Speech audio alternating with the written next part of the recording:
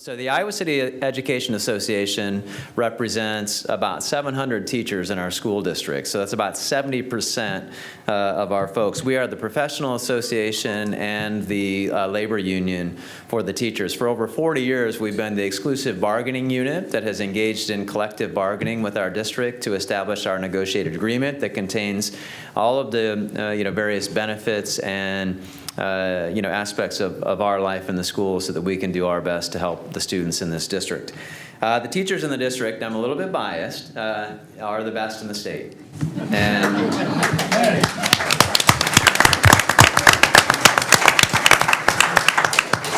that was cool. I got applause. Awesome.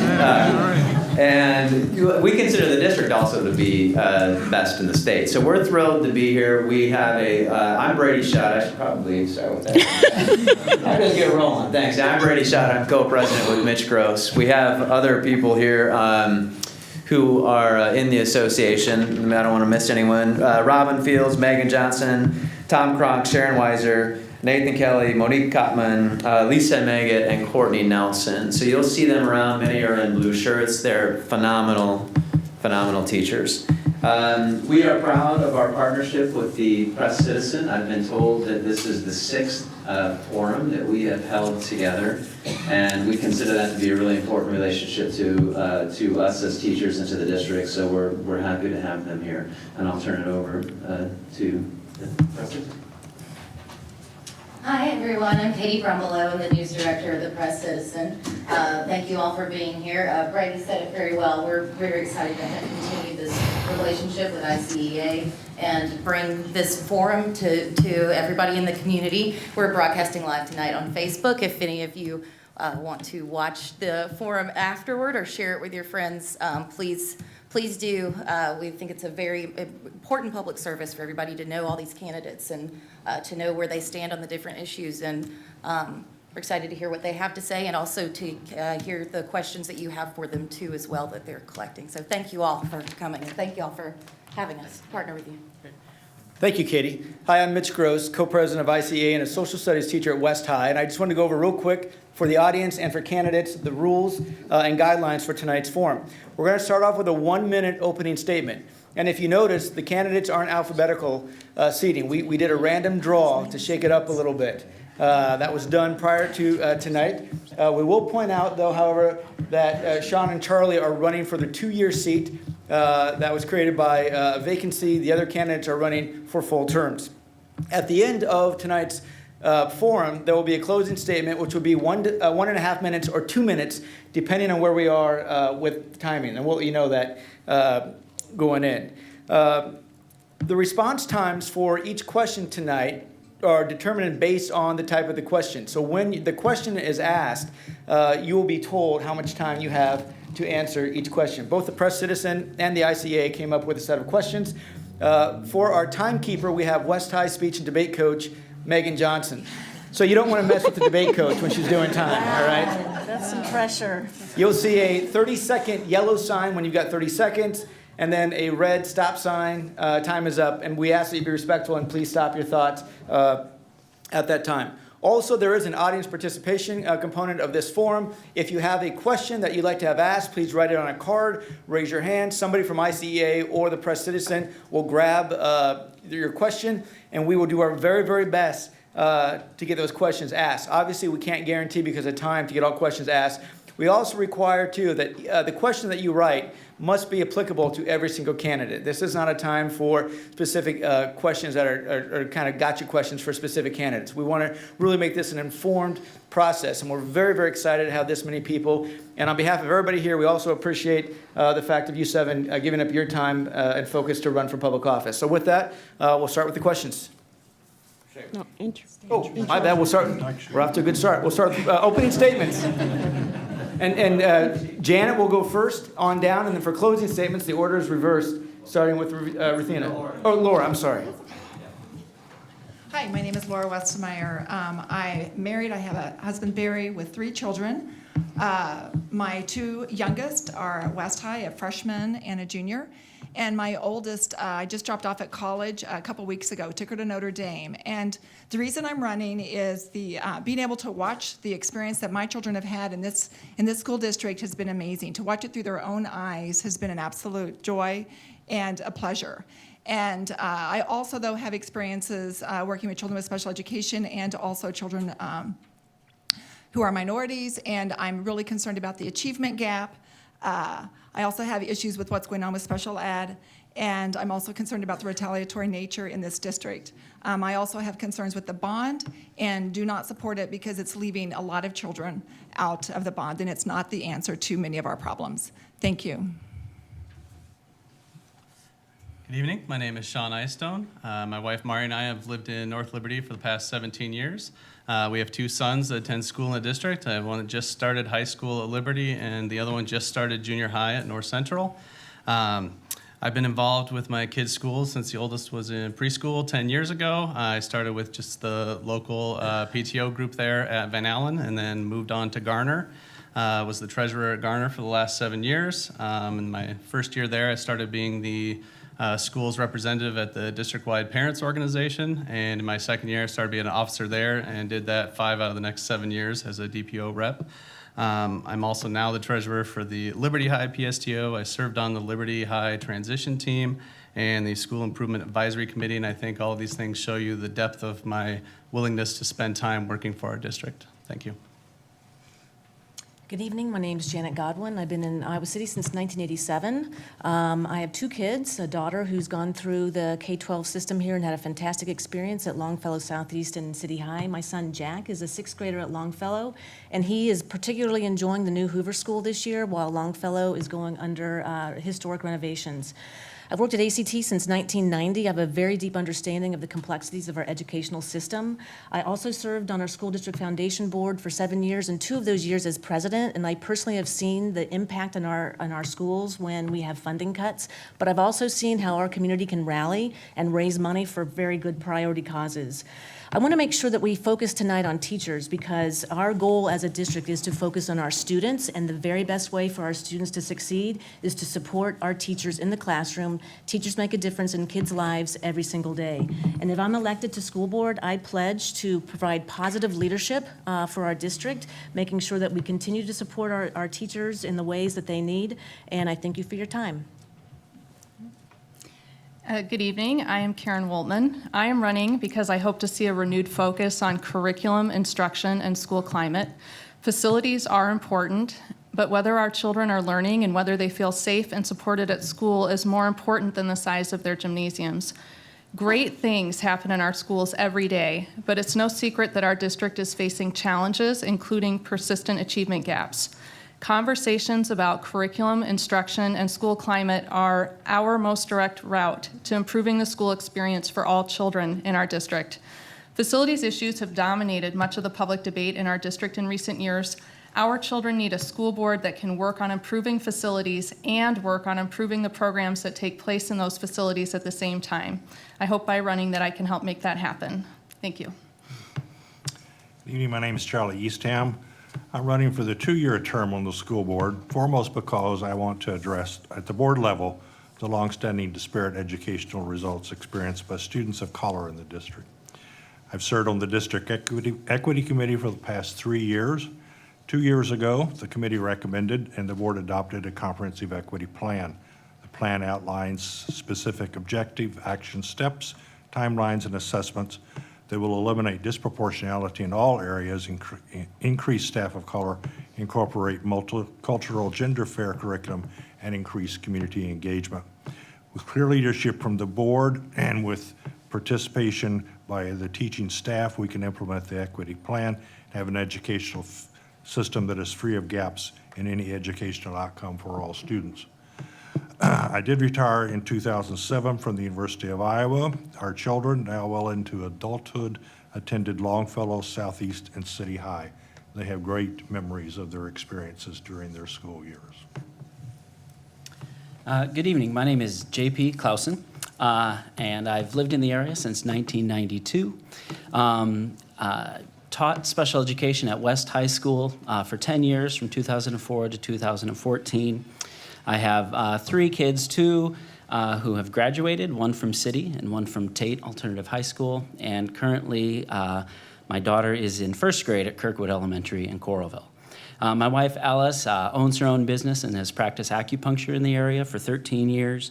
I currently work at the University of Iowa Hospitals and Clinics in the inpatient child psychiatric unit at Circle School. I'm an educator there. I serve on the advisory council for the Rape Victims Advisory Program, as well as the Johnson County Juvenile Justice and Youth Development Task Force. I want to bring a teacher's voice to the board table, and specifically in these times, a special education teacher's voice to face the challenges and opportunities we have as a district.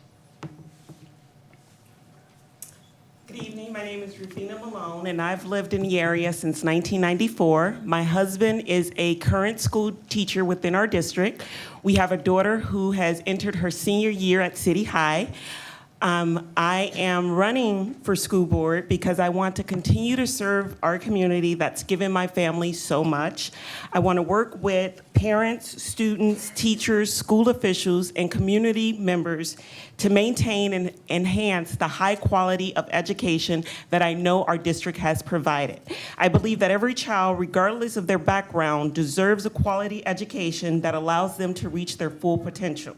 Parents and teachers are already working towards this, and the board needs to create policies that both empower and support our teachers and our parents. And I hope that after September 12th, I'm at the table working to do just that. Thank you. Okay, thanks. How are we doing on volume in the back? I just want to make sure. Yep, we're good? Perfect.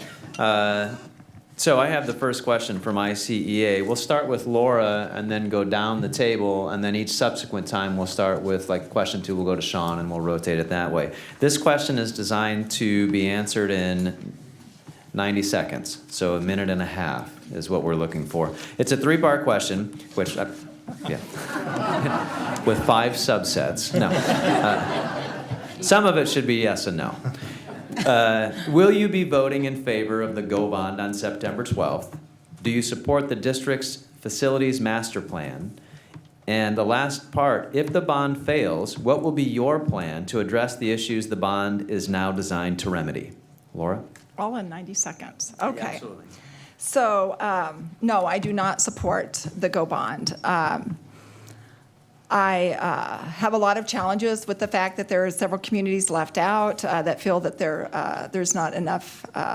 We had to do a questionnaire for the North Corridor parents, and they specifically asked why there weren't seats attributed to them, that they feel like they need some additional seats up north. We had the South Corridor that doesn't feel like they're getting represented correctly. We were supposed to have multi-purpose rooms, but yet they're not getting one. So there's communities in this district that don't feel represented. Plus, we don't have anything for the career and technical. And then again, we're also saying it was all community comment, but we all know there's been a retaliatory nature, and we haven't been allowing community comment, and we've been, the board has been, saying that what you might say could be libelous if you came to the board to present comment. So I don't support the bond. Do I support the facilities master plan? Yes, I do support it, but it can change at any moment, at any given day. It depends upon who's at the board. So what you're voting on is not necessarily what is going to necessarily be represented. And I think that it's really up to the board to decide if it doesn't pass, then we do need to find a plan. And I think we can find that plan pretty quick. I really do. I think that there's been a lot of time and energy put into this, and I think the people who have put this time and energy in will come back to the table and we'll figure something out. It can happen. All right, I'm going to answer the second part first. I do support the facilities master plan. It was, it's got a lot of stuff in it for a lot of schools, and a lot of schools really need a lot of things. And we need to address all of those sooner than later because we haven't done it for quite some time. The bond, I'm voting yes on because it's the way that it's going to fund the next section of the plan, and that's the way it's always been. The first 4 years were paid for by Save and Pepple, and the rest of it was always supposed to be a bond, and so I'm going to stick with the plan that we had created. If it doesn't pass, the needs don't go away, so the board will have to come together pretty quickly, as Laura said, and figure out what we need to do to address all those needs, because they do still exist, and we'll have to come to some consensus at the board table, figure out why the bond didn't pass. I mean, there's plenty of arguments out there on both sides of it, so we'll have to rehash all that stuff at the board table and figure out how we can keep moving forward. I've already voted for the bond. I'm a strong supporter of the bond. I'm a strong supporter of the facilities master plan. I spent a lot of my summer touring schools, talking to principals and teachers, and seeing firsthand the facilities needs of the schools in the district. If the bond does not pass, the board will need to come together and work with the community, parents, educators, to come up with another bond that will pass. My concern, if the bond does not pass, is that many things that are very critical of nature right now will be delayed. We will not be making progress for some period of time in building out additional seats in the North Corridor where they are overcrowded and bursting at the seams in schools like Penn. We will not be making ADA accessibility or air conditioning in the older schools in our district. And our teachers and our students will be working in conditions that are going to be taxing for them. We're not going to be allowing additional capacity in schools that are needed to address the growing ELL populations. You should see what's been done at Twain and the classrooms they've built out for the ELL students there, because that population is growing. The facilities master plan allowed that to happen. And we're not going to be able to address some of the other pressing needs around special education. The board and the district's time will be focused on building another bond, trying to get it passed, and many, many, many other district priorities are going to have to take a second-hand seat to getting another bond passed. So I'm a strong supporter of the bond. I hope it passes so that we can move forward in this district, and make a difference for a positive change for our students and teachers.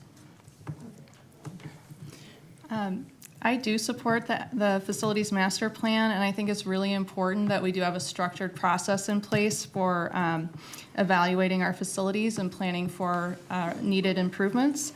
If the bond fails, the new board is going to have to take a hard look at the results and try to figure out why it didn't pass, and try to structure a new bond that will have the sufficient community support to pass either another bond, or we'll also have to watch and see if the legislature passes a SAVE extension in the next session. I also want to start with the facilities master plan, which I definitely am supporting. I think air conditioning, accessibility, adequate numbers of classrooms, good art rooms, good cafeterias, building repair are all things we need to do in the schools that need them, and the facilities master plan does very much concentrate on schools that need them. We also need more schools up in the North Corridor area, at least. To me, the most straightforward way to get there is to pass this bond referendum. That will give us the funding we need to undertake these various improvements to the district, which actually have a very strong equity effect by evening out the facilities that all the students go to. If the referendum is not approved, we will definitely have some work to do. I am an optimistic and think we'll be able to do it in a relatively speedy time period. I may be wrong, but I think we can do that. And we will have to convene a lot of people in order to get some consensus on how to go forward. Yes, I support the FMP, and yes, I support the bond. Short, quick answers. I'm highly skeptical that if the bond fails, it's going to be quick, because in order for that to be quick, we'd have to know exactly why people voted no.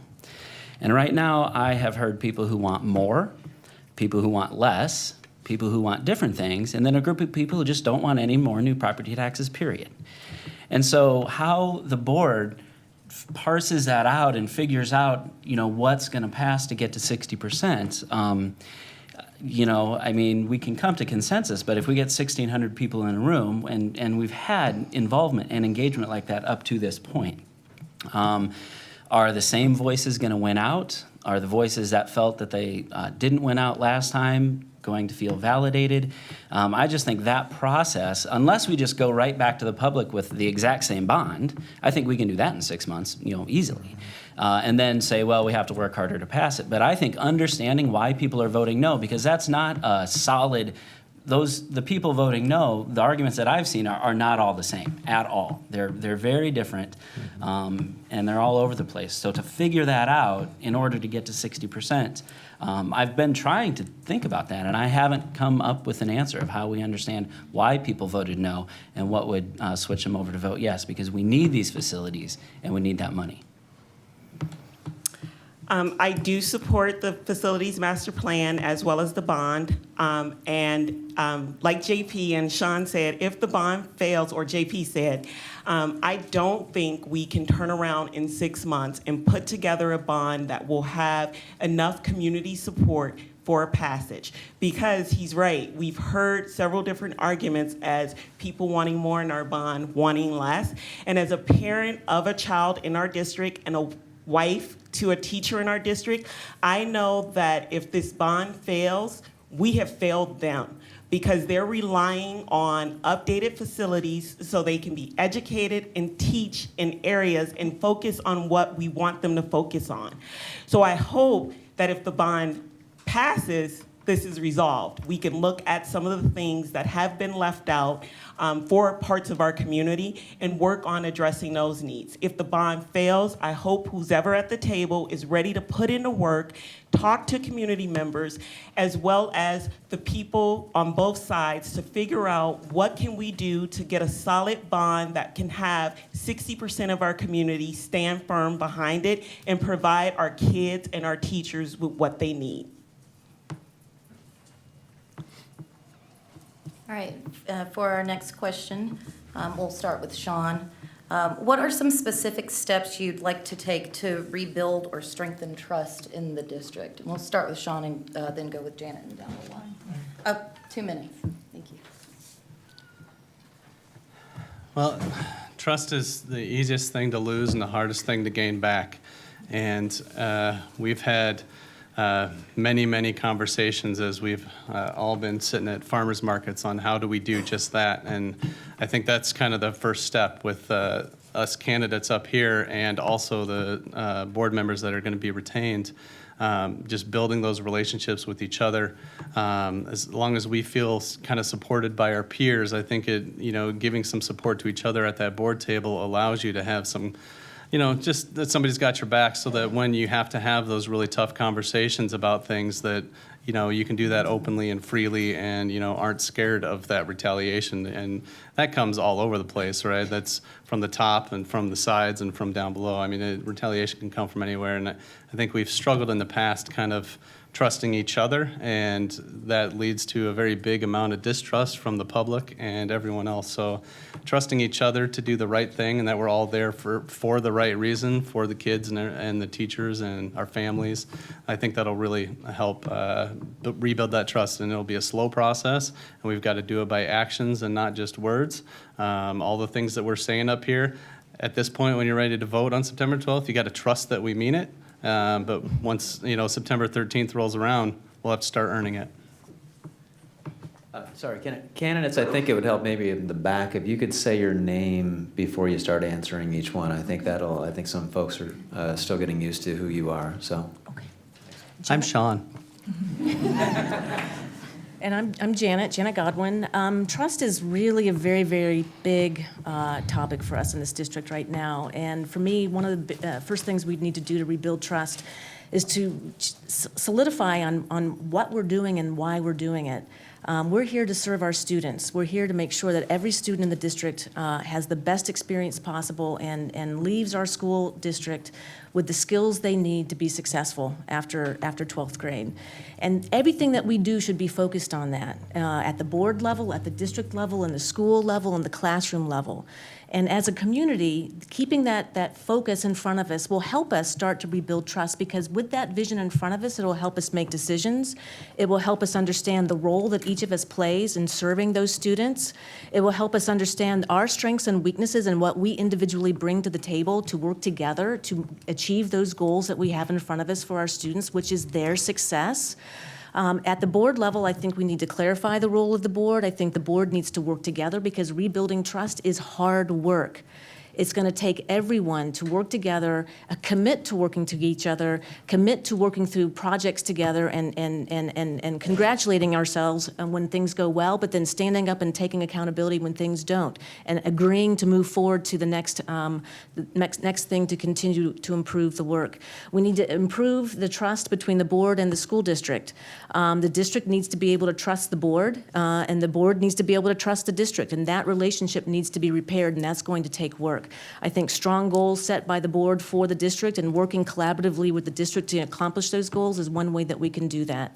I think we also need to rebuild trust with the community, and that will be happening through engagement, talking to parents, families, teachers, making sure that we understand all of those needs and how they're being addressed, and we make sure, going back to what our primary goal is, serving our students, that all of our input is going to be used to helping our students succeed. Thank you. Karen, I think that the board needs to be demonstrably open to listening to and considering multiple perspectives and incorporating them into our decisions as we're making them.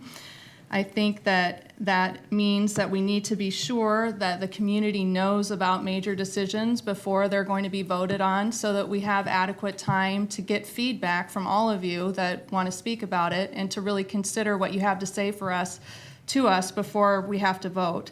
I think that we need to do a better job of being open and transparent in decision making and be very clear on the basis that our decisions are being made on, so you understand what information we've used and the reasons that we've decided what we have. Charlie Eastham, the board interaction among ourselves is an important element of reestablishing the notion among people in the district, students, families, staff, and the community, that we at least have our hearts in the right place when we're not spending our time quibbling with each other. So that's something we will build. I'm confident that will happen.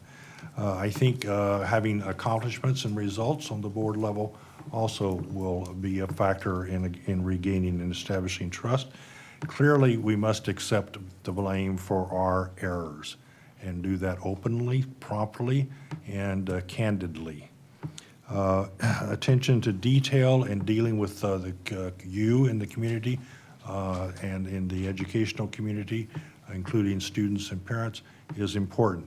How we respond to questions, do we do that promptly? Do we try to be as complete as we possibly can be? Those are important things. Do we have courteous interactions with all of you? And does the staff have courteous interactions with all of you? Those are things that I think will help to reestablish a feeling within the district that we are all in this educational business together. JP Clausen. I hope that, as you're listening to our answers and recognize we're electing a board majority, you recognize that we have been doing this work together. As we're campaigning, we're trying to build these relationships now, along with current board members or board members who will be remaining. I do think I have some specific ideas that I think will help our process and will slow down the process and really help rebuild trust. One, I think we have to go back to 3 readings. I think when you have 3 readings on agenda items, it gives the community time to respond. Currently, the way the board is functioning, someone can make a motion at the board table and policies created that night with no chance for any kind of community input or administrative input, frankly. It just happens. And I think that we have to slow that down, give people time, whether it's administration springing things on the board at the last minute or the board making things happen at the board table where there was no even opportunity for community comment. So that will slow it down and help build trust. I believe we should have community comment on agenda items when they're presented. I think that shows that we're willing to listen at the time and in the moment. And we absolutely have to get rid of the board policy that threatens citizens with litigation if they speak out. We just get rid of it. Day one, first meeting. And then I think what everybody's been saying, that we have a functioning board that models disagreement, so we know how we can disagree, and works to build consensus. Obviously, if there are 4-3 votes, that's what we have, and I'll participate in that democratic process. But I want to get to consensus, and I want us to be a board that works together with all the things that people are saying. That brings us to 6-1 votes and 7-0 votes on many items. And then as we are listening to community members, we're practicing active listening, and we're seeking to understand what people are saying. Ruthina Malone. Some of the specific steps I would take to rebuild trust all goes back to transparent communication that a lot of the people sitting up here with me have spoke on. I've been talking with a lot of the people in our community, families, students, teachers, building principals, administration, and it always goes back to communication. We have to, if elected, make ourselves available to hear from the people that we claim to represent. We have to understand that we're not operating in isolation, but we have to collect thoughts and perspective in order for us to make good policy decisions that will hopefully lead us to our ultimate goal of making sure that we're providing a good educational journey for our children. And right now, I don't think that's happening. We have to open up ourselves to public forums like this. Sit down and talk with invested community members and staff. Go into our buildings and actually see what our teachers are doing with our kids. Talk to building administrators. Make ourselves available to listen to our administrators when they may not necessarily agree with us, because that's one way that we can start to rebuild trust, to show that we're open to hear different ideas and understand that we all have different goals to get to the same hopeful outcome of providing good quality education for our kids. Laura Westemeyer. I want to just build upon what JP said. JP had some really good comments. And last night we had the special education forum. And we as a board, all 7 of us agreed that we need to get rid of the comment before the board meeting that says that your comment could be libelous in nature. And we all agree, all 7 of us agree that that needs to come out of the, that needs to come off of before the board meeting, that we can't be saying that to our community. We need community comment. We need to make sure we're open to community comment. And the fact that all 7 of us can agree on that, yet that's been happening for how many years? And we have a board majority that's been supporting that. So from my perspective, I don't know how you rebuild trust when you have an administration that's been supporting a comment like that before board meetings, when parent involvement is one of the most important things in a child's success, and yet we are not allowing them to speak without feeling like they could be retaliated against and go to court. That is not okay. It's not okay, and all of us agree on that, but yet we still have a board majority and an administration that supports that. So how do we rebuild trust? We make sure that every single child leaves this school district with a purpose. That's how you rebuild trust. Parents, when they send their kids, if they know their kid's successful, that's all they care about. We have great teachers in this district. We have a lot of passionate and very involved, amazing, just an amazing community. And yet, we have an issue with trust. Guys, it's not us. There's an administration that needs to change their perspective and do things differently. And we as a board have got to make sure that happens, or there will be no more. We won't rebuild trust until we do some major changes within our administration. All right, just as a reminder, you are able to submit questions. Mitch and Elisa and Courtney and some others around the room, and Nathan, their index cards you're able to submit, and we're nothing if not high tech. So we are streaming live on Facebook through the Press Citizens Facebook page, and I'm not entirely sure what you do. I think you post on Facebook. Is that right? Do you tweet? Somehow you put I don't know. Tweet on Facebook. So you post your question on Facebook. We will be looking at those. It's apparently you can see the stream. So if you are out there, you're not here tonight, weren't able to make it, you're following on the Facebook page of the Press Citizen, we will consider those questions as well. So my question, it'll start with Janet. It is and they gave me all the three-part questions. I'm not sure why, but this is a 2-minute question with a little lead-in. That's something very important for us as teachers. Over the past several years, funding from the state of Iowa, supplemental state aid is what it's called, has been woefully inadequate. Cuts to federal funding for education are also likely. The Iowa City schools offer a rich and diverse educational program for our students. So, what will your budget priorities be if elected? What area, if any, would be off limits from cuts? And would you support any plans to reduce the preparation time that teachers have during their workday as a cost-saving measure? So to Janet. Janet Godwin. I'm very aware of the budget cuts coming from the state level and the national level, and I understand how our district is squeezed in terms of making sure that we meet all of our priorities in support of our students and their success. A budget priority for me would be teachers. Right now, they are luckily covered under a 2-year contract that was put together very quickly when the changes were happening with Chapter 20, and I commend the teachers union and the administration and the district board for taking care of that. However, we need to make sure as we go forward that we maintain those benefits and wages for teachers, because they are our single most important resource in our district. They work with our students every single day and change those kids' lives every day. So for me, that is a priority. That is something that's off limits for me. I think there are other areas in the district where we can find some cost savings, and I think we need to pursue those. But for me, teachers, their benefits and their wages need to be off limits. In terms of the prep time question, again, that's also something that our teachers need to be able to prepare and have the most valuable resources ready for their students when they come into the classroom. And so they do need the time to prepare. They need the time to get ready to be effective in the classroom, and so I think that should be off limits as well. I think some of the other areas that we can pursue would be looking at some of the other activities in our district that might not be associated with teaching, might not be associated with what's happening in the classroom. So anything outside of the classroom could potentially be an opportunity for cost savings. I also think we have opportunities for raising money. And so when the district comes forward with priorities that they cannot fund from their general fund, the School District Foundation has demonstrated the ability to raise significant money to put into our classrooms, whether it's technology or programming from a robotics or STEM perspective, summer programming for students to prevent the summer slide. The School District Foundation is an opportunity for us to raise money and prevent cuts. Karen Woltman.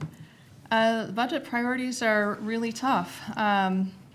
I think that it is important to try to protect students from cuts as much as we can, and that it is important for our district to maintain some broad programming that distinguishes us from the other districts around us. One thing that I would like to see is that I have seen in other districts that administrators bring their suggested budget cuts to the board in time for the board to really respond to those and get community feedback and make suggestions for other places to look for cuts. I don't support taking prep time away from teachers. I do think it's important that teachers are able to have the support that they need and the time they need to do the best job that they can for our kids. One of the most sobering things that I guess I had to confront in looking at being a candidate in Charlie Eastham was immediately being asked questions by one of the questionnaires about what kind of budget cuts would you make? Somehow or another, I didn't think I was taking this job in order to start slashing the budget in this district. And it's not one of the things I'm looking for, that I'm really interested in doing. There's a couple of things that obviously that I would not support. Cutting preparation for time for teachers is a bad idea, and changing teachers' benefits, wages, changing wages and benefits for all the staff is just a foolish thing to try to do. I don't necessarily know why I have to accept the notion that if the state says, well, we're not going to give you very much, we're going to reduce your state funding again, and we're going to put some other limit on your your overall funding, why I have to accept that? I think I need to look at the budget process very, very carefully. I'm not sure there's a lot of people in this room that understand in detail exactly how school districts in this state go about putting their budgets together and look at their revenue source. We have a very rich property tax community here, and if there's options, if we have available sources of revenue in the local community that come from property taxes, I'm going to do that. If the state won't fund us, we'll fund ourselves. I'm guessing we're going to get a lot of similar answers on this. And so simply that 80%, that's salary and benefits, totally off limits, absolutely not on prep time. But to emphasize, I bargained that contract. I bargained our contract for 8 years. And I know the funding, and I do know how it works. And I know that even when the state was giving us more allowable growth, the typical admin thing is to cry poor. And so I've had that argument, I've had that fight, I know the questions to ask. And I know that, it is hard to get those savings from the 20%, and thank you, Charlie, for saying that, but our district has the ability to pay. And we almost always won our end of the bargain because we knew the district has the ability to pay, and they can't argue that they don't. I will say that if the bond doesn't pass and we have some projects and we can't get any bond to pass, some of the money for building is going to have to come out of the general fund. And that's going to put pressure on that 80% because that's where all of that teacher salary money comes from. And anything we take out of the general fund for anything other than salaries and benefits is going to put pressure on those salaries and benefits. And that is a very real worry to me.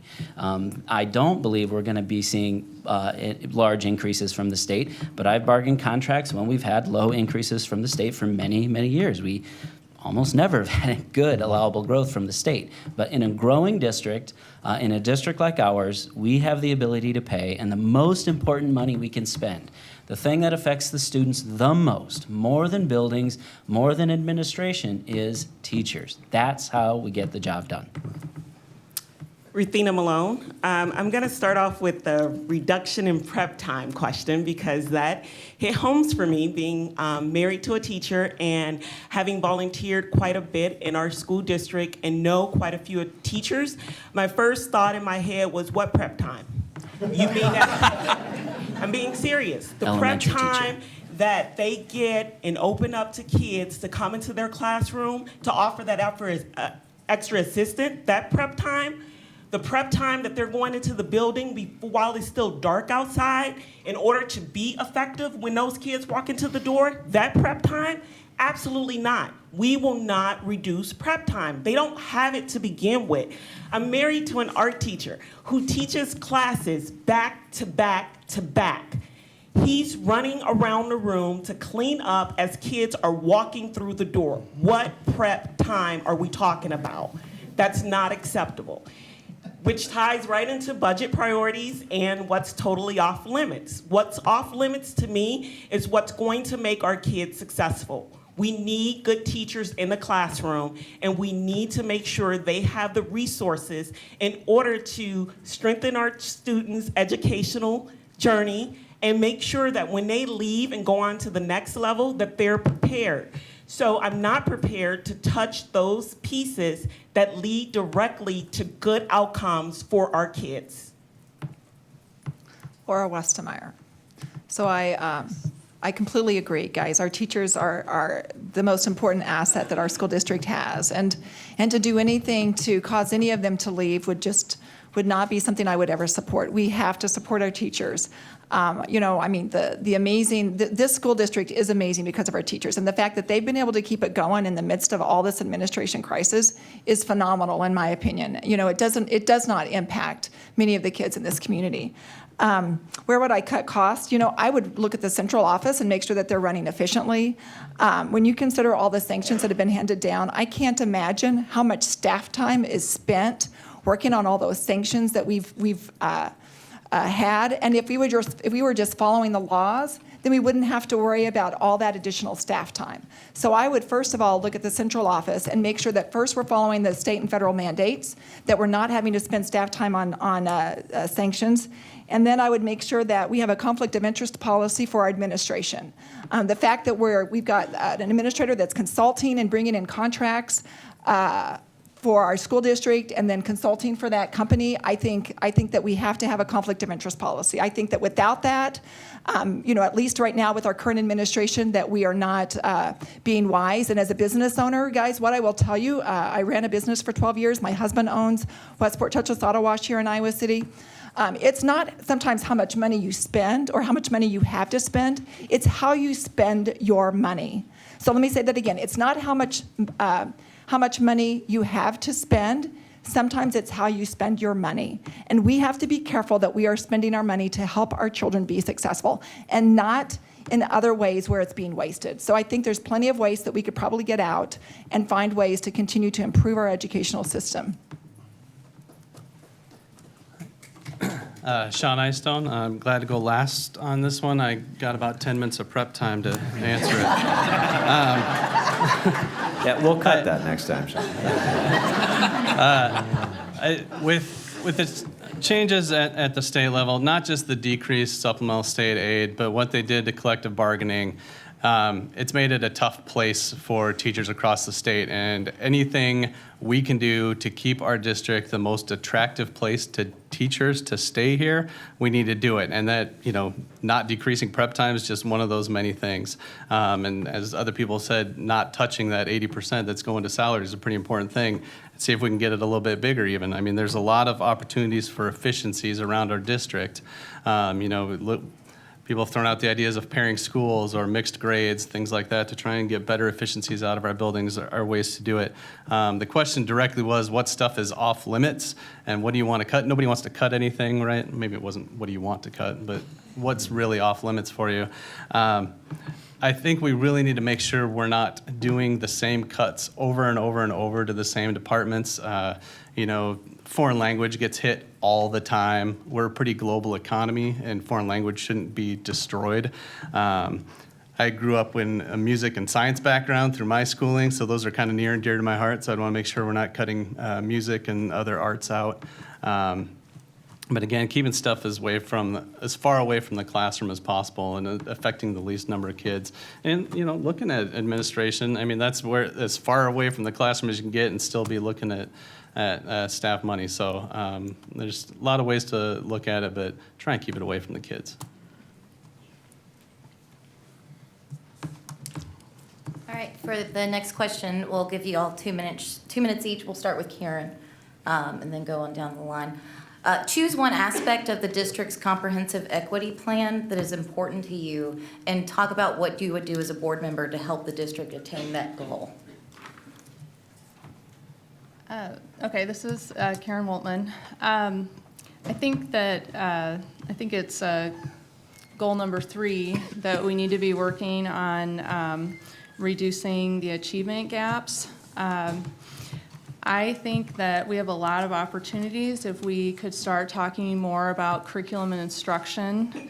And that is one of the things that I'd like to see happen. It's also an opportunity for us to make sure that we are offering a more inclusive curriculum for all of our students.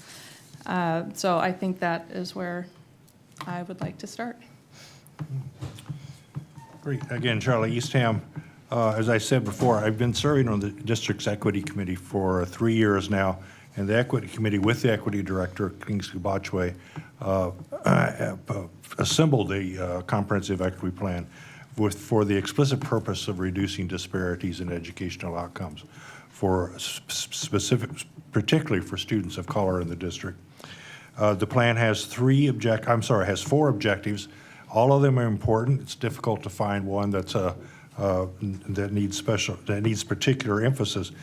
The objective that focuses on reducing disproportionality in the areas of discipline, special education assignment, graduation rates, course taking, and achievement for students in protected classes is very important to me. I think we can do a much better job, and we are at the stage now where I think the board needs to lead the district into doing a much better job of looking with considerable detail at how disproportionality is occurring in the district in all areas. We have the data. We know that the district is collecting the data that can be used for this and that kind of a detailed analysis, excuse me. And we can begin the process of doing that to review of data to know where disproportionality is occurring. So that is a strategy, part of the CEP that I'm particularly dedicated to implementing. I think I remember this question was on the questionnaire, and I'm not sure how I wrote it, but it's always hard for me to parse out. This is J.P. Clausen, by the way. It's hard for me to parse out different parts because I think the equity plan really, it all intersects.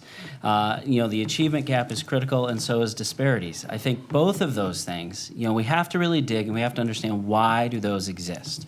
I think that the data that we have right now that's giving us the best idea are the climate surveys that have done that show specifically students of color and students who identify as gay, lesbian, bisexual, transgender, or questioning don't always feel safe and supported. And I would assert that you're not going to get good learning if people don't feel safe and supported.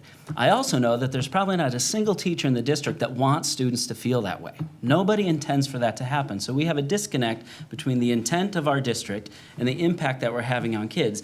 And if we don't begin to understand why that disconnect is there, why what we intend isn't the impact that's happening, I don't think that we're going to get there, even if we have really great curriculum. And I do believe curriculum matters. But even with really good curriculum, we're not going to close the gap, and I don't think we're going to get rid of our disparities if we don't begin to understand this disconnect between what we intend for our students to experience and their actual experience. And so I believe we're doing that with the climate surveys. We're collecting the data, and now it's working with groups like the ICEA, frankly, mostly the ICEA, to understand how teachers can get where we want to be, which is for every single student to feel welcome, safe, and supported in our schools. Ruthina Malone.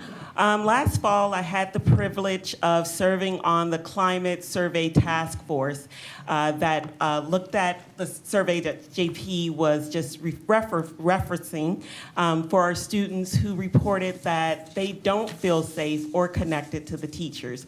And for me, one of the aspects of our equity plan that ties directly not only to that, but hopefully ultimately to making sure that we can close the achievement gaps is making sure we're bringing in a diverse staff to work with our kids.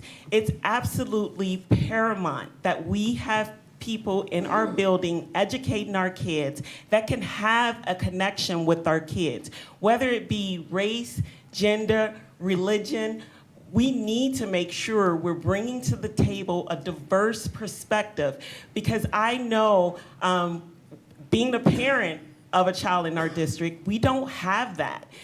She's a senior now, and she's only had one teacher of color her entire educational career in this district. And for her, that meant the world. That was the teacher who really invested, not that other teachers didn't, but showed her that she can achieve anything she put her mind to, because she saw that mirror image of someone that came from a similar background as her. So I think that we do our kids a huge disservice by not looking for qualified, diverse staff members that can help our kids by not only encouraging them, but closing that achievement gap and working with our kids on a day-to-day basis. Thank you. Laura Westemeyer. So Objective 2 of the Comprehensive Equity Plan says the district shall increase community engagement and community awareness of the district initiatives. And so the big word in there is community.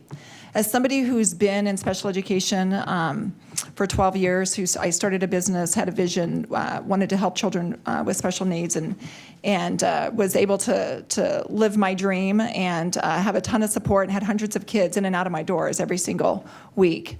Had 3 locations. Just, can't tell you how much I appreciated what this community did to help support my vision. And also, though, what we were able to do to help children and what a partnership it was and how important the community was in that whole process. And there's a law that we have to have a special education advisory team in this community, in this district. And I've served on that a couple of different times. And as I said to one of the special education directors, said this is the worst special education this is the worst advisory team I've ever served on, because you really don't want advice. You want us to just listen to what you're doing, and you don't want ways in which you can improve. And that's why we have so many sanctions. That's why we have so many issues in special education, is because, I was removed once and then was put back on and removed again. And, when we're not listening to our community, and we have an amazing community in special education in Iowa City. We've got the Bell and Blank Center, which is a twice exceptional program. We've got the Autism Center, which is the woman that leads that is well respected in special education. We've got University of Iowa. So we have a lot of opportunities to do that.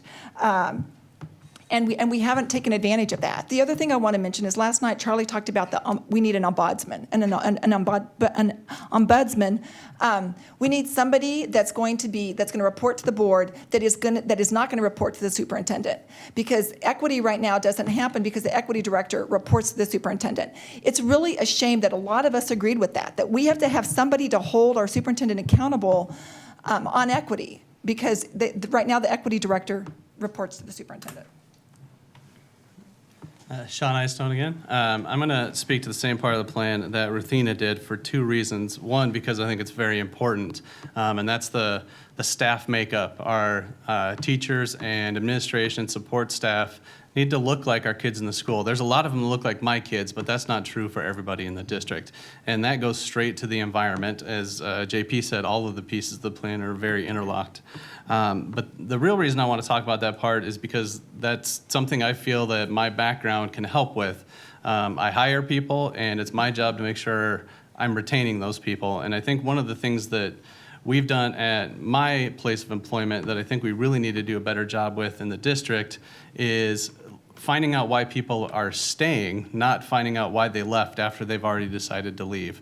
The exit interview is a very normal process in business, but when you're talking to somebody, why did you leave? It's too late then.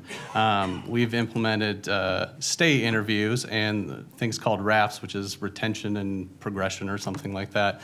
But we meet with all of our employees frequently to try and figure out, what's the one thing, if it changed, would make you want to leave? Or what's the one thing that keeps you here? Find out from people, our staff, our minority staff, why is our district a good place to work and why isn't it? And what can we do to change that? And how can we start to really advertise that we're the place where we're welcoming for everyone, so that we can start looking at a staff that matches our population. I think that will really help the student experience in our schools.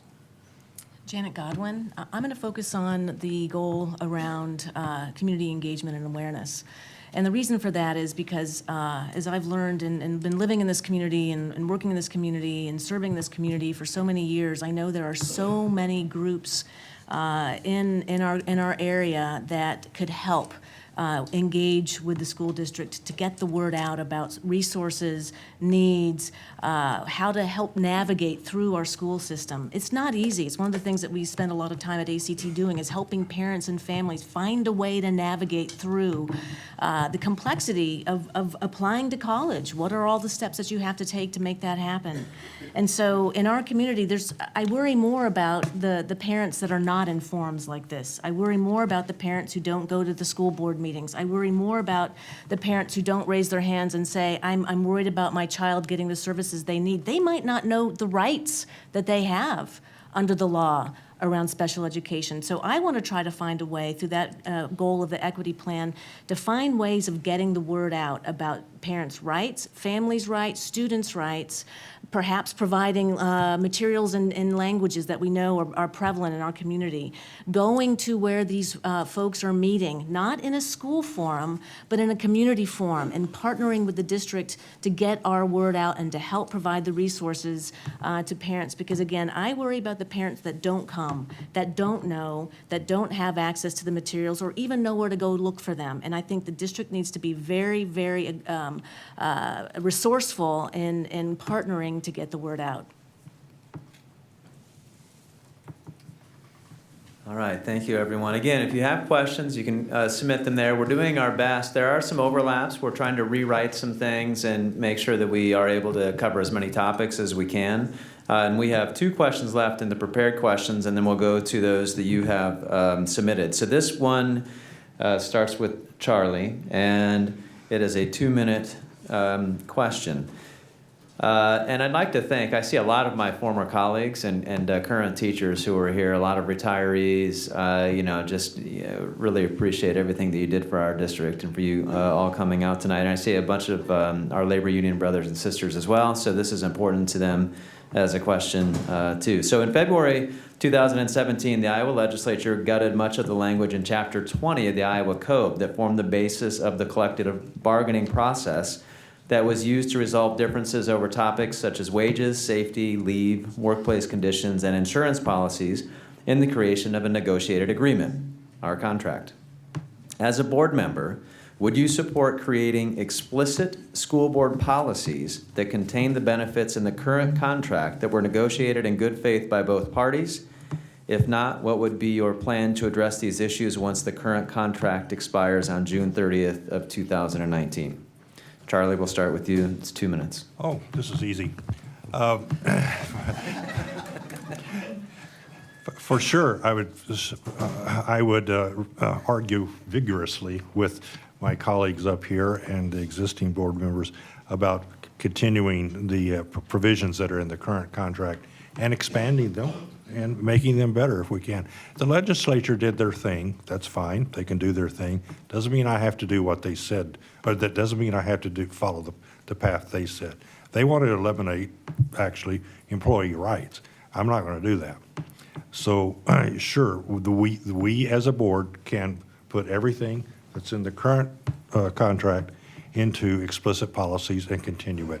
We can also continue, we can devise a new and perhaps better process of negotiating and working on our employee benefits, working conditions, and so forth. We don't have to do what the legislature wants us to do, which is to destroy employee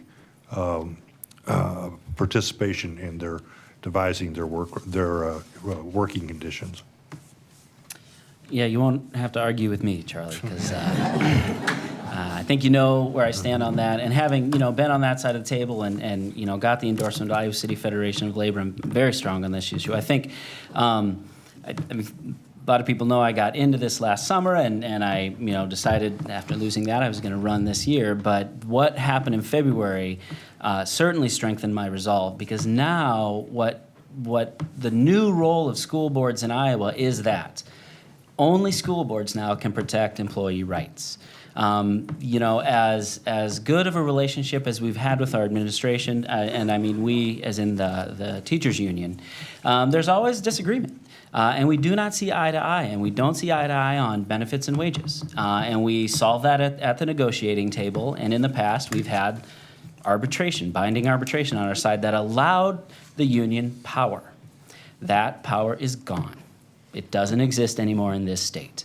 And so now it is up to school boards, and I absolutely support board policy so that, one, I believe ICEA and teachers unions in general will get more involved in these elections, because you will need candidates. You will need 4 people at the board table to support that, because admin will never agree to that. They will never like a board policy. They want as much power as they can have to create a handbook and change that handbook when they feel it suits their needs.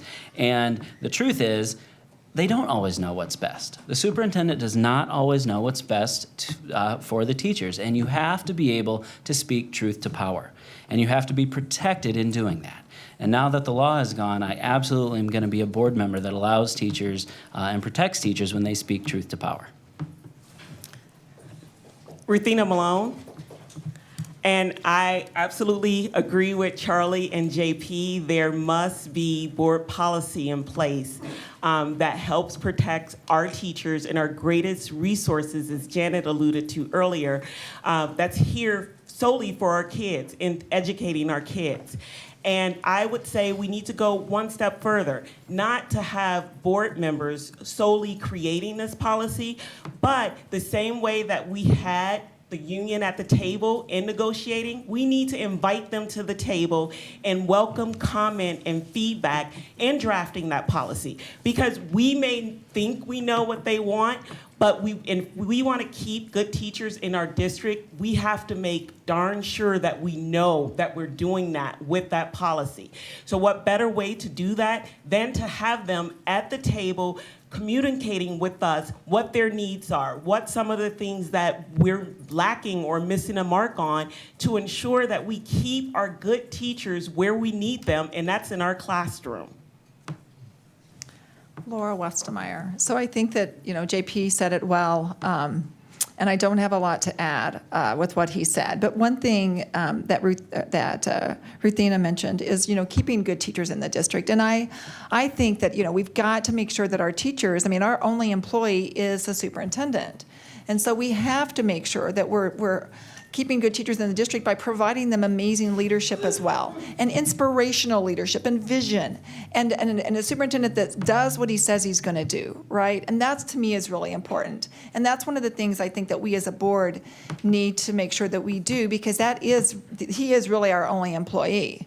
And I also feel that when it comes time for raises, we need to look at what we're able to give our teachers and their performances, but we also need to look at the performance of the superintendent and what's happening there. And I think that, I've lived in Johnson County in Iowa City for 20 years, and I think in the 20 years that I've lived here, the most unpopular decision that I've known to be made was when they gave our superintendent a raise this most recent just recently this spring, and it's greater than what we were able to give our teachers. And I look at that performance of what we've been getting in our district, and I'm amazed. I've served on boards, and I've served on boards where we didn't give executive directors raise. How do we not make that hard decision? And it was a 4-3 split or a 4-3 vote. So we also had board members who didn't want to do that. But I think it's really important that we as a district make sure we have inspirational leadership and that we're holding them accountable, and that we also look at what their performance is and whether or not their raise is performance driven. Because if it isn't, we should not be giving them a raise just because. It needs to be performance driven. Thank you. Sean Eystone. In February of this year, I joined a group of community members, and we went to Des Moines and for the Urban Education Network's Day on the Hill. And I was sitting in the gallery when I heard Dave Jacoby use some choice words on the bill. And after listening to some debate, we were out in the lobby just discussing some stuff with Senator Bolcom, and he did speak about how it was kind of like banging your head against the wall, trying to get people to listen on what we need as far as unions and education and everything else. And I asked him, what can we do as individuals to help flip that narrative? And he said, start by getting involved in local politics like school boards and city councils. And I kind of feel that that's really what pushed me to run a second time. I did it once before, and that really flipped the switch for me. And you get involved because that's what we can do, is create policy to try and keep all that's, as I mentioned before, keep it as an attractive place as possible to keep teachers and staff here, in our district. That's really the one tool that the board has, is creating policy, and if it's good, strong policy, it can have an effect. If it's weak and we're sort of wishy-washy on it, or creating handbooks, I believe is what I was told from some of these guys, is not a strong way to do it. That doesn't really help us. It's got to be good, strong policy, and we got to mean it, and I mean it. So. Janet Godwin, I think this is something our board can actually come together on, and we talked about trust before. I think this is something that we can work together on to build trust amongst ourselves as board members, but most importantly with ICEA and teachers, because I think strong policies in terms of making sure we've got the proper wages, benefits, safety conditions, insurance, et cetera, in support of our teachers, our most important resource is something that we all can agree on, and get a good process in place for building those policies and maintaining those policies and adhering to those policies. I also like this notion about, local. This is something that we can control locally with our board, with the ICEA, in support of teachers in our classrooms. And so, for me, that's positive. It demonstrates our values as a community. I think it's something that can bring us together, again, to that core goal of supporting our students, and the best way that we support our students is by supporting our teachers. So I think this is something that we can rally around and do a really good job of. I agree completely with JP and Ruthina in terms of getting that policy in place and making sure ICEA is at the table, because we do need that support and that insight and that advocacy and experience from ICEA to help with that. The board cannot do it alone. But also something that Charlie said I liked, which is we can do more. And so some of the other things that we can do more for our teachers is to make sure that they've got good working conditions, that their classrooms are air conditioned, they have elevators to the second and third floors of their buildings, they've got the flexible workspace that they can put to use for their students because they know what their students need best. Let's give our teachers the flexibility they need to do that. Karen Woltman. It's essential that the district maintain attractive and competitive salary benefits and working conditions. One of the things we haven't talked about is I would like to see the district maintain all permissive bargaining topics at the contract negotiations so that you can directly bargain for what you guys think is best on all of the topics that can possibly be handled there. And then I would support working on board policies that would protect the rest of the topics.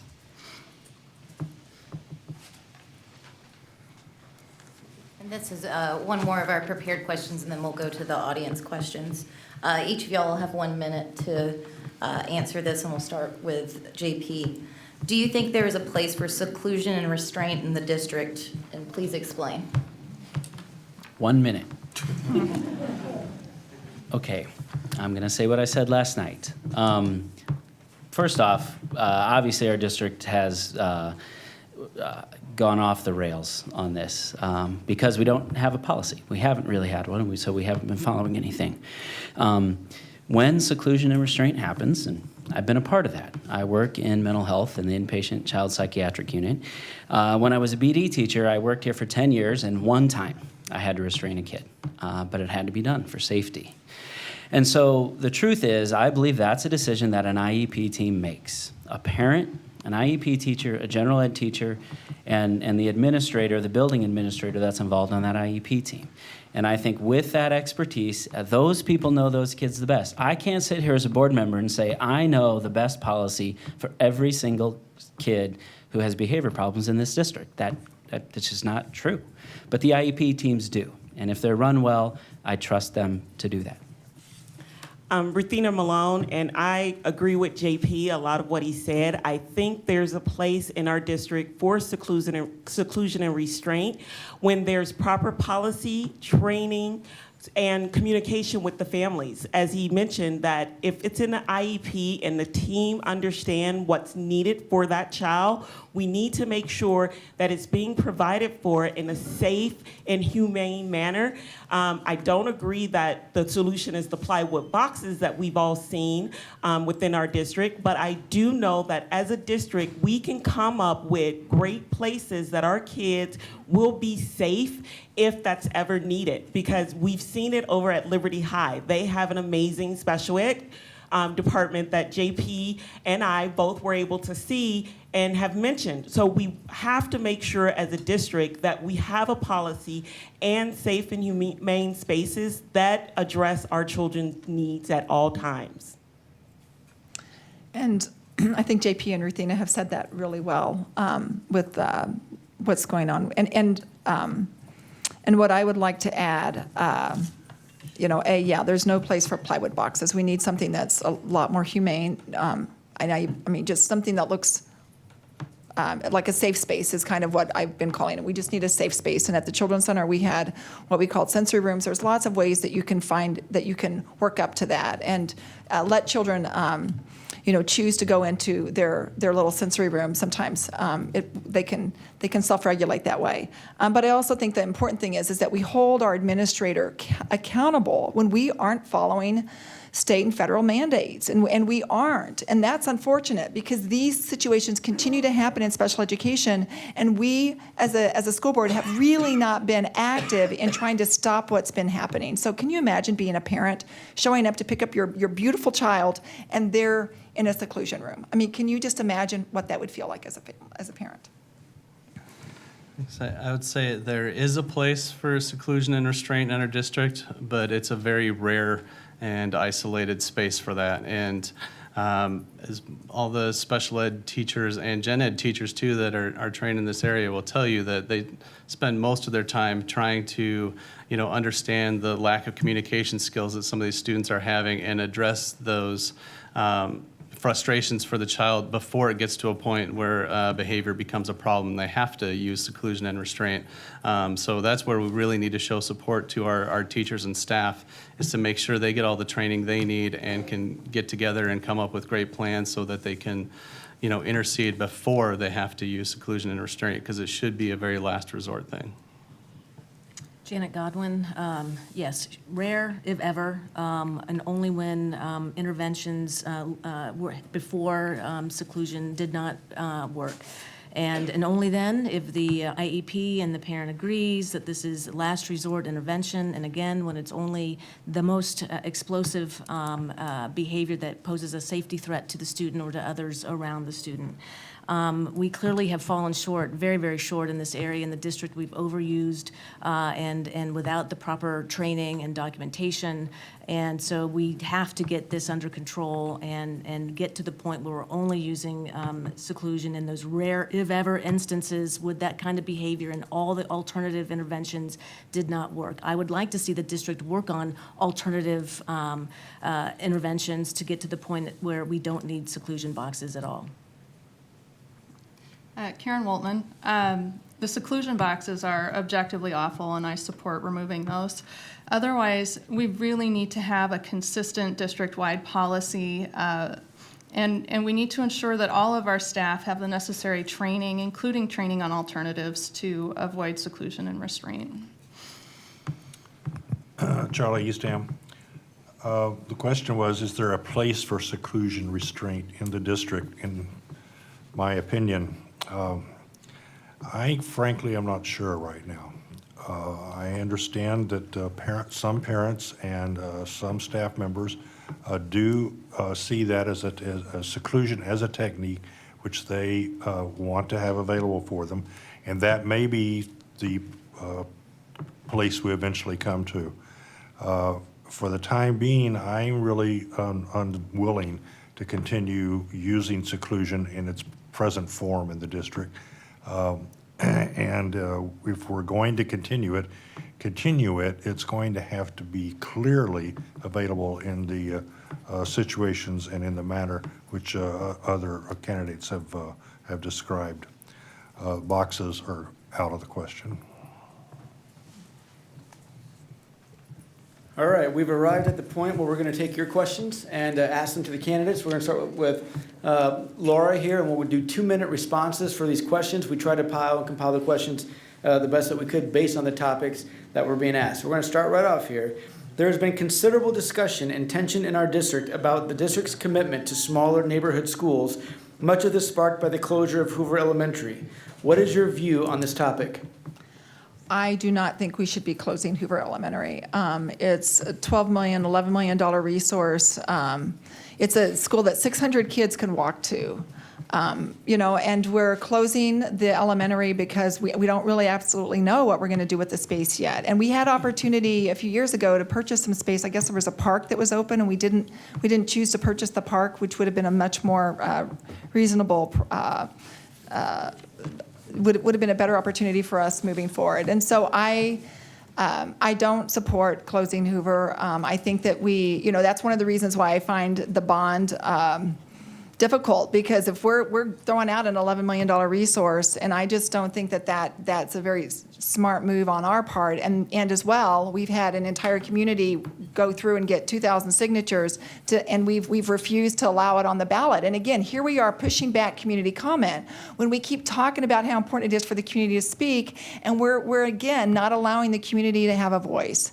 So again, I feel no, we should not be closing Hoover. We need to value our community schools. We've got to keep our communities, the people in the community of Hoover, they love their school, and we need to let them keep their school. Sean Eiston again. Everybody loves their school, right? They all do. And nobody up here is stumping for closing schools. Hoover's been an issue for many, many years, and it's a very unique situation. It absolutely is. It sits on the lot, where a high school has kind of limited space compared to the other ones. It's got plenty of other elementary schools around it that are close for for the kids to get to. It's very unique. Nobody wants to close schools. The bond does put money into some of our other smaller elementary schools to renovate them, get them a little bit bigger even, and really are putting money into it to not have to do this again. We don't want to have this conversation every other year about this school and that school and the other school, right? Hoover is unique, and it's been decided 4 years ago and reconfirmed again. And, if the petition gets on the ballot at some point, we'll have to address it at that time. But at this point, I got to say that, because it's a unique situation, I think the fate of Hoover has been sealed, and we need to kind of move forward from that so we can keep working on the rest of our schools. Janet Godwin, I support the facilities master plan because a lot of the work in that plan is to invest into our smaller neighborhood schools. Schools like I'm sorry, I'll try to speak up. I support the facilities master plan because much of that work is dedicated to keeping neighborhood schools open, renovating schools like Mann, Lincoln, Longfellow, et cetera, are neighborhood schools that are getting heavy investment so they can remain strong schools for the next 50 years. I also support neighborhood schools that include high schools. And for me, City High is a walkable high school that needs additional space for it to grow. There are a lot of plans in place for the way City High would expand to use the space that Hoover now occupies. City High needs an additional cafeteria. It needs an additional gym. It needs additional classroom space. It also needs air conditioning. It needs some sports facilities, tennis courts that are actually usable. The thing is that if we are able to expand City High, we'll be bringing back career tech education to City High. We will be bringing forward automotive, engineering, architectural work, other kinds of construction, engineering, et cetera. Those sorts of programmings are going to be coming back to City High. And the principal at City High, working with the administration, is already outlining those plans. So for me, keeping City High a walkable high school in our neighborhood is critical for the success and ongoing health of the East Side. We need City High to have the space to remain competitive and on a par with the other high schools in our district. And so the only way to do that is for it to have the space to expand. Karen Woltman. I don't support closing schools in a growing district. We have a lot of capital invested in our building, and we just frankly need the capacity, and by closing schools, it just puts us further behind in trying to catch up. I do think that in doing the FMP process, we need to be planning ahead to make sure that all of our schools are being renovated and continue to be usable for our district into the future. Charlie Eastham, I definitely support the district maintaining, improving, and investing in its smaller neighborhood schools, even some of the larger elementary schools, which are basically elementary schools. Schools that are new now will eventually become neighborhood schools. Neighborhood schools are important to almost every parent I've ever heard say anything at all about their local school, and they're important to city governments. All three governments are asking us to do more to provide neighborhood schools. In the case of Hoover, I haven't made up my mind yet. I'm looking forward to perhaps a very vigorous discussion with newly elected board members and current board members. The expansion of City High is important. Exactly how that could be carried out with or without the Hoover building in place, I think is something that I have to understand much more clearly before I'm going to be able to make a decision.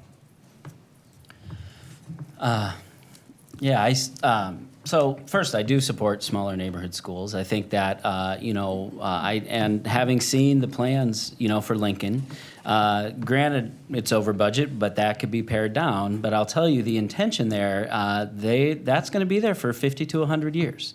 That's not a cheap fix that's just going to keep that school open for a few years. If they do what they say with Lincoln and with Mann, and they're already doing Longfellow, I like that vision. I like, because smaller schools are more expensive, but that's our community's value. Absolutely our community's value, but we have to pay for that. It's not the same cost. If a 250-kid school is more expensive to run than a 500-kid school. But that's our value, and I share that value.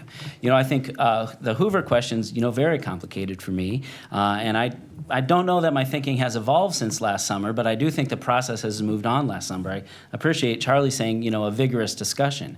I'm not a big fan of the process that got us here. I made that very clear last summer, and I had a lot of complaints with that. But here is where we are, and it's why I support the bond, because that's what's in front of us, and that's the opportunity we actually have. Every other thing about a smaller bond or different priorities is magic thinking. It's not there yet. It may happen or it may not, but there's no evidence saying it absolutely will. But we have this opportunity now that really puts a lot of money and vision into these neighborhood schools.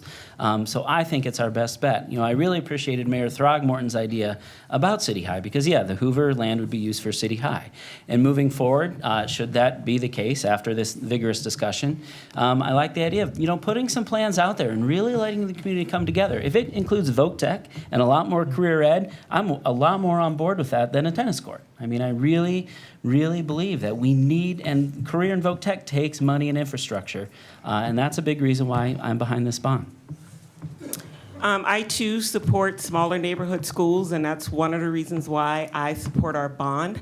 I think once our community has the funds we need to invest in our schools, we can hopefully move past the conversation of closing some of our schools, because that's, in my opinion, why we're at this great divide that we're in right now. With the passage of the bond, we can invest in our schools and make sure that they're 21st century schools that hopefully meet our kids' needs.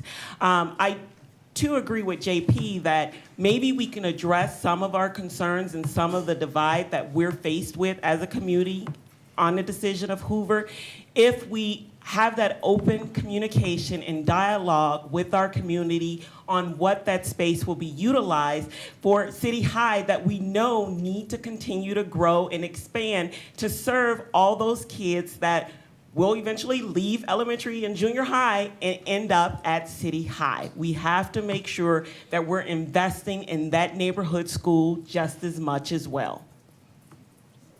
Great, thank you. This will go to Sean first. What is your position regarding using public monies for private and home schools? What would be your plan should the Iowa legislature allow this to occur? I am not a fan of vouchers. Public money should go to public schools. I don't know, that deserves applause. I think that's common sense. I'd be surprised if anybody up here said differently. What's my plan if the legislature changes? I'm grabbing all of you in this room and we're marching to Des Moines and we're going to have some words with a lot of people and we're going to have words around the rest of the state. You know, we've got local representatives around here. They're all very on board with our education. And the problem is that not everybody in the state feels the same way. And it behooves us to make sure that we're telling them how important it is, not only to us, but every kid around this state, because they're all being affected. And that would be a very detrimental effect, I think, on our public school system.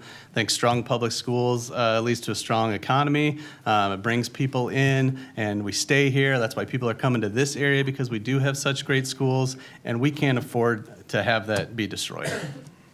Janet Godwin, I think we should all get together and go to Des Moines before the legislature passes this problem, because we need to rally to make sure it does not happen. And it is a risk with our current state legislators. I am not a fan of using public dollars for private schools. It's one of the things I've been most concerned about, and actually is one of the things that helped prompt me to put my hat in the ring for school board, because if we work hard together locally to keep our schools strong, to make sure our teachers have the policies in place to make sure they've got the great wage, benefit, insurance, working conditions, if our teachers have what they need, if we continue to invest in our facilities in our schools, there's no one who's going to want to go to a private school in our area. They're going to want to go to all of our public schools, because they're going to be the best in the state. So for me, that's one of the best ways we can work locally to prevent this from happening. First, go advocate against it, but then two, if it does pass, make it irrelevant. Make our public schools so strong, no one wants to go anywhere else. Karen Woltman. I don't support vouchers or public money directly to homeschoolers, but what I would like to say is that there are homeschoolers that are part of our public school district, and I do support the continued availability of the homeschool assistance program in our district. There are a lot of homeschoolers that transition in and out of our programs and use dual enrollment, and I think that program is important to keep homeschoolers as part of the district. What I would say is that the plan is the same plan that we should have without vouchers, which is that we need to continue to work together to maintain a high quality of education in our district, and that will keep our schools being the most attractive option in the area. I'll be right alongside Sean and Janet going to the legislature. And that is something practical that we can definitely do. The board can support lobbying efforts in a major way with the legislature if they try to expand using public money going into private and home schools. Having some homeschool option is not a particular problem with me because it does work for some families. Making the district, again, the best educational option in these communities is the best thing we can do to continue public education in Johnson County.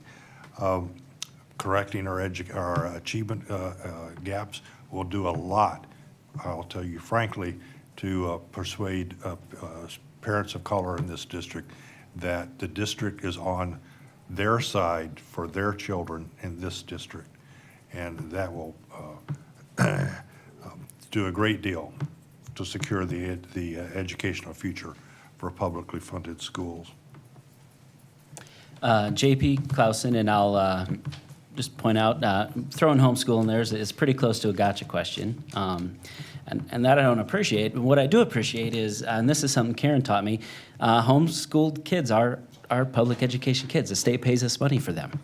We are responsible for part of their education. Many of them leave to other districts because they have better programs. It's the same in special ed. Many families move out of this district because they're very dissatisfied with special ed, and their dollars follow them. So that's probably a sign of some areas we could shore up to keep people here if the state passes an extensive voucher program, which I'm adamantly against. I certainly will lobby in Des Moines, and something I do now in my spare time is, I went down and door knocked in Fairfield for Phil Miller, because we can't do much in Johnson County. We can't. We've got the legislators. They're on our side. And I can tell you, knowing a lot of folks from around the state, a lot of folks in Des Moines don't listen to us because we're from Johnson County. They just dismiss us out of hand. And it's true. So we don't have the impact. So if we activists, if people who are active aren't going to Fairfield and Muscatine and these surrounding Solon, for criminy.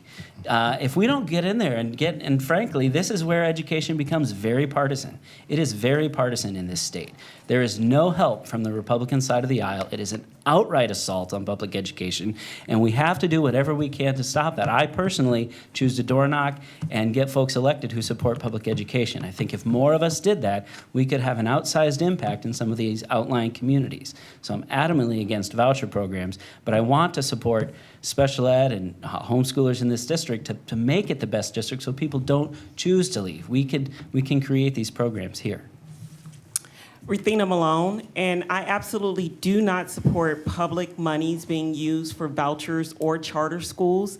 I grew up in Chicago, and I was fortunate enough to graduate right before they started bringing that type of program into our educational system. So I know the damage that it does to some of the most vulnerable kids in our district. And I don't want to see that happen here, because with that type of programming and funding, they get to select the ones that they think is worthy of the best education. And we can't have that, because like many have said, the dollars follow them. They take them in, and when they decide that they can't deal with the special education requirements, that they can't deal with the behaviors, that they don't care if the child is coming to school hungry, they send them back out the door to public schools, where we're left to try and still provide a quality education, but the dollars don't come back. So I too will fight like hell to make sure that doesn't happen, because we do not want that in our community. We're better than that. And we can look to Chicago and Detroit to see what the outcome would be if we fail to elect people that feel just as passionate. Laura Westemeyer.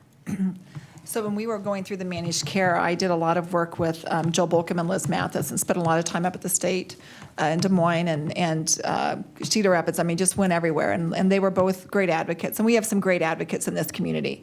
But with the vouchers, I wanted to reach out to Dave Heaton, who was my nemesis in the managed care. He told me all these things that weren't going to happen, and they did.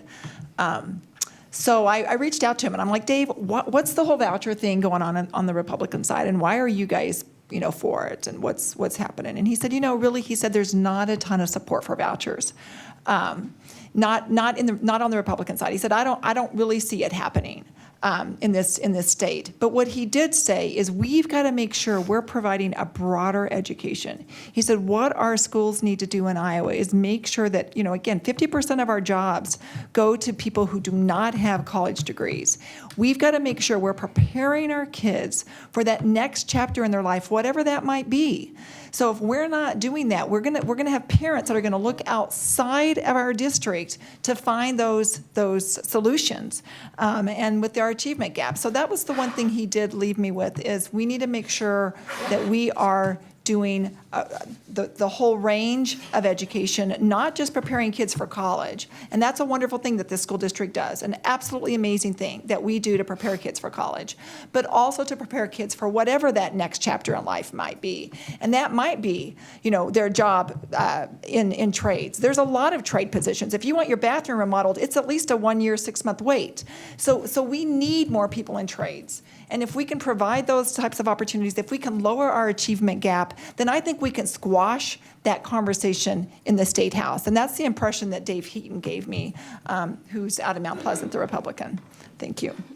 Janet, we'll start with you. This is going to be for 1 minute. What is your vision for education in the performing and visual arts in the ICCSD? Janet Godwin, I think we have a very strong tradition for visual and performing arts in Iowa City, and I want to make sure that we don't lose that. Our high schools and junior highs, even in the elementary schools, we have programs for our students as they learn band and orchestra in elementary. We need to keep up that tradition. Those kinds of curricular activities are very, very important to go along with the core academics and also social emotional learning. So we need to make sure that we keep those programs in place. Some of the work from the School District Foundation funds those activities. Symphony Goes to Schools is a grant that we provide every single year to make sure that all students in the district have those kinds of experiences, whether they're in those programs or not, they're exposed to them. So feel very, very strongly we've been fantastic. We need to keep up the tradition and continue to focus the resources and priority on that. Karen Woltman, I'm going to agree with Janet. We have excellent arts programs in this district, and the vision would be to continue with that tradition of excellence. Charlie Eastham, two of our three kids participated in the high school orchestra, orchestra programs in the district when they were in school. It made a huge difference in what they did as students. And one of them, our daughter, is now a teacher at the Cleveland Institute of Music in Cleveland, Ohio now. So it's vastly important to what that those opportunities are available in the district. I think the district needs to extend those opportunities to all the students in the district.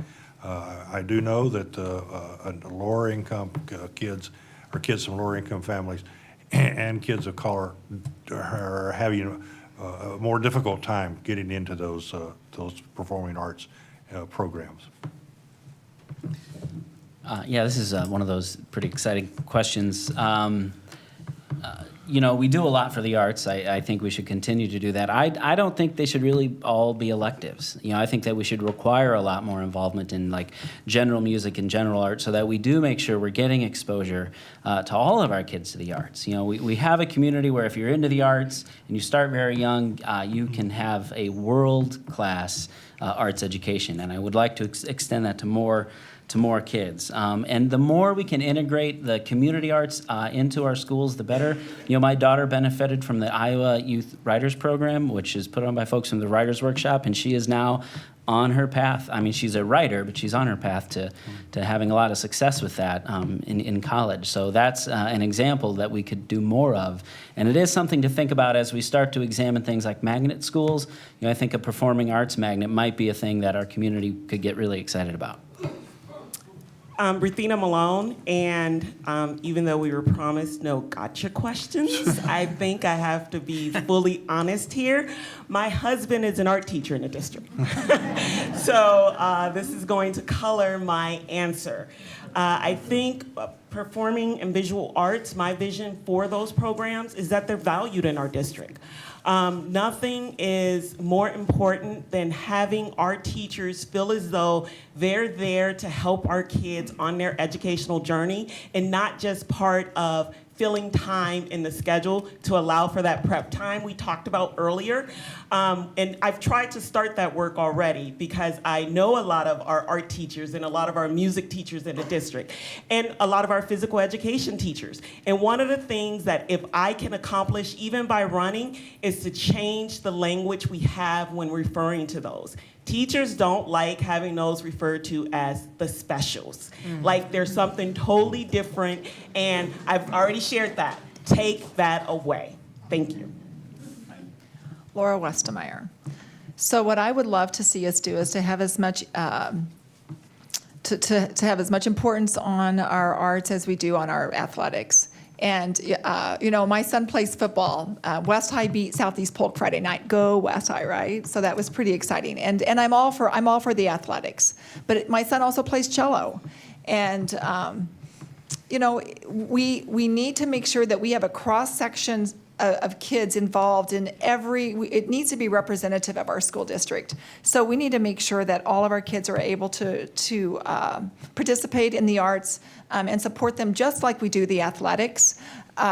And, you know, for instance, I have to buy my son's uniform, and that's fine for his cello, but I don't have to buy his football uniform. So how do we do that as a district to make things equitable? We really need to look at equity in this district and how we support each program just as much as the other, because it's all important. Learning is not just one thing or the other. Arts is a huge part of learning. I mentioned earlier that I grew up with a background in music. I was a show choir kid and did the musicals, and now I'm living vicariously through my son who's doing all those things.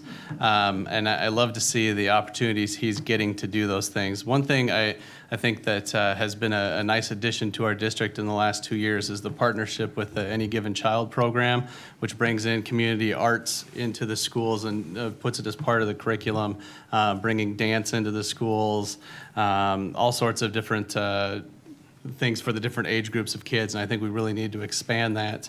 My sister's made a living on the visual arts. She's a graphic design major and has done a lot in that area. You know, we typically think, you know, if we're not artists like me, you know, watercolors or some random painting, but she's put her art to use, you know, designing websites, which is such a huge thing these days. So there's so many opportunities out there, so I think the more we can expand all of the arts, I think the better.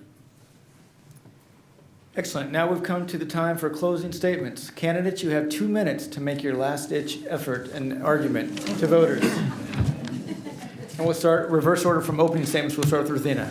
I wanted to thank ICEA and the Press Citizen for organizing this event, but more importantly, I want to thank the audience members for listening intently and getting to know us in these quick sound bites that we're providing you with.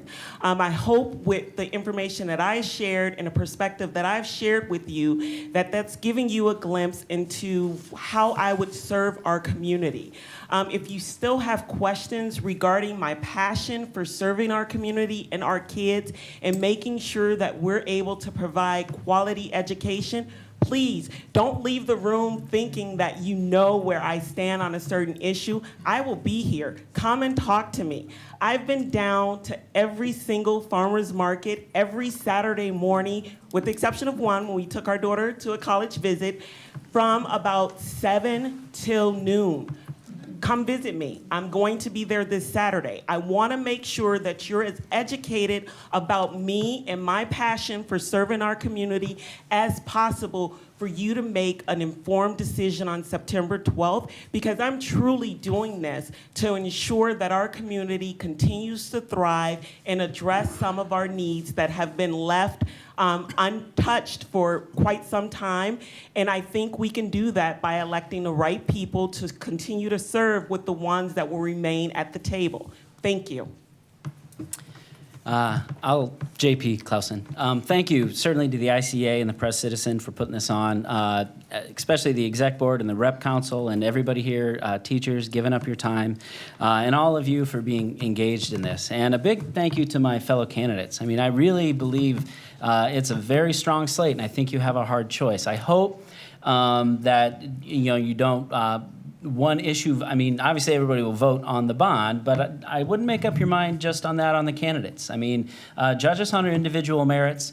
Ruthina made a good point. Oftentimes we're talking to each other at the farmers market, so come on down, ask us some questions. To answer a question like about restraint and seclusion in 60 seconds is pretty tough. There's some complicated issues, and there's a lot more issues. We didn't touch on mental health, just a number of things. Barely touched on disproportionality and discipline and all kinds of issues that a lot of us are pretty knowledgeable about. I mean, Karen could probably go on and on about smarter balance, which is something not a lot of folks are aware of. This is a huge, complicated issue. So get to know us all, make up your mind, and again, thank you for being engaged and spread the word. We're down at the farmers market, most of us Saturday morning, so thank you. Again, Charlie Eastham. Sure, come down to the farmers market. We'd be happy to talk with you. You can listen to our conversations. They're not private.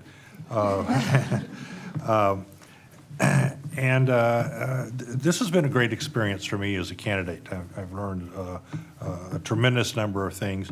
I've had a chance to talk to people that I have not talked to before about a whole variety of issues, and all of us are still doing that. We will continue to do that right up to the election and afterwards also. There are a couple of things that I think we didn't get the chance to talk about this evening that are important. One is increasing our vocational training opportunities and course offerings throughout the district. That's something that I really want to work at with existing board members and incoming board members as well. And then the thing that I think we didn't say very much about at all was supporting immigrant students and families during these times when we're faced with national efforts that are trying to interfere with our constitutional mandate to equally educate all students residing within the district without regard to their immigration status. That is going to be a continuing issue with us, and I know the current board has done some great work. The Director of Equity Staff and Staffing has done some great work. to start to protect the immigrant students, and I want to continue that. We've made a couple of procedural changes, I think, or we've agreed to probably do that with the board processes, including getting rid of the awkward, impolite opening statement, as well as to change when we're taking input and doing 3 readings for most major decisions. Again, I hope to see you down at the farmer's market or in private. Karen Woltman, really thank you all for your questions and for coming out tonight. We're in for a lot of hours of forums this week, and we really appreciate you all coming out and sticking through them with us. I just want to leave you with this. It has been my experience as a lawyer and a member of other state boards and committees that if we do not take disagreement personally and we are open to hearing and considering perspectives, knowledge, and experience of other stakeholders, we can improve decision-making. We have an opportunity to change board and district culture with this election, so please get out and vote for the candidates you think can make this happen. Thank you. Janet Godwin. It's usually pretty quiet around 7:30 Saturdays at the farmers market, so we've got lots of time then to have conversations. I would like to leave with you a sense of why I'm running for school board. I have a very strong sense of service. I grew up in a military family where we moved around the world, literally, and in service to our country. Through my work at ACT, it's a not-for-profit, service-based, mission-based organization, and I live and breathe that mission, and I think if you talk to folks who work there, they will say the same thing. The service that I've provided in other community organizations in the community, it's because I want to serve, because there is so much opportunity to do good work. I want to highlight all of the good work that's happening in our schools. We've spent a lot of time in these forums recently talking about some of the problems, and there are some significant ones, and I'm not going to gloss over those. However, there is some fantastic work happening in our classrooms. Talk to principals, talk to teachers, go visit, talk to them in their classroom, and you will see it every single day. We are making a positive difference, and so my sense of service with the immense opportunity that we have to make the Iowa City School District the best school district in this state, maybe the nation.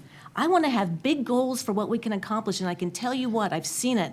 If our school district, working with our community members, our not-for-profits, our business organizations, groups like the Teachers Union and our media outlets, if we all come together around that shared vision of success, roll up our sleeves, get organized, hit clear goals for ourselves, we will get there. I know it, I feel it, and that's what drives me to serve on the school board. So thank you so much for the ICEA, for the Press Citizen, for all of you coming out tonight and spending your precious time talking to us, asking good questions, and listening and engaging in the process. Thank you so much. Sean Icestone. If you do want to come out to the farmers market to say hi, I will gladly accept a cup of coffee. It's usually kind of cold and dreary in the morning. Give you a little insight to me. 2 years ago, I ran for the school board as well.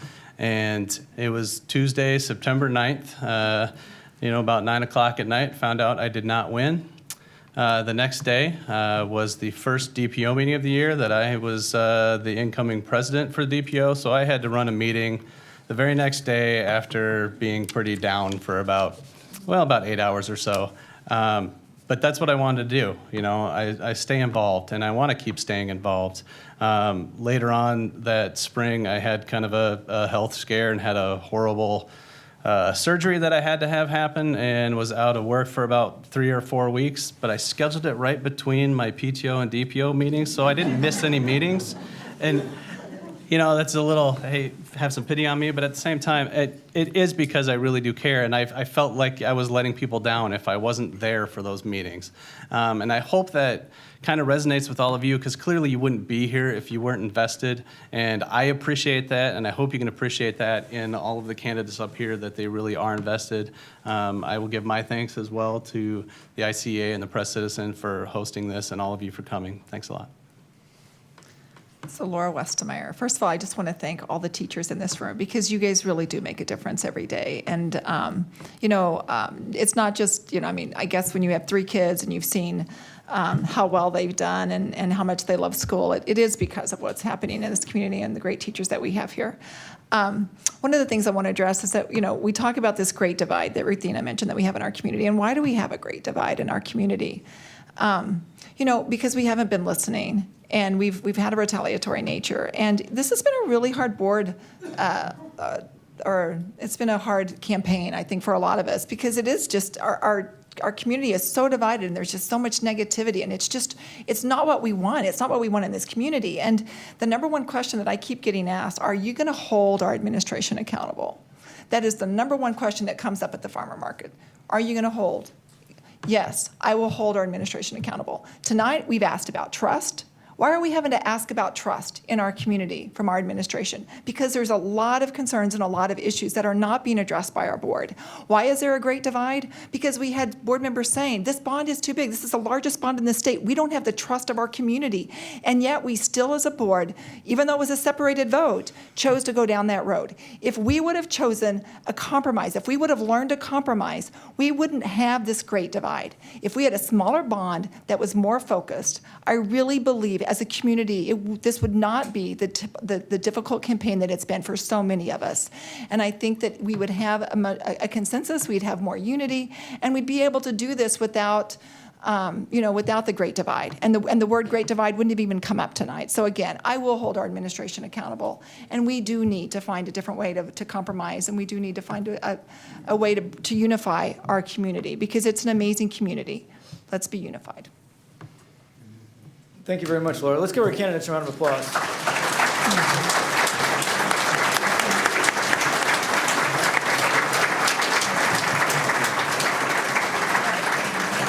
A couple quick announcements before we leave. The Iowa City Education Association will be making its endorsement for board candidates on Friday. I want to really quickly explain our process that we use.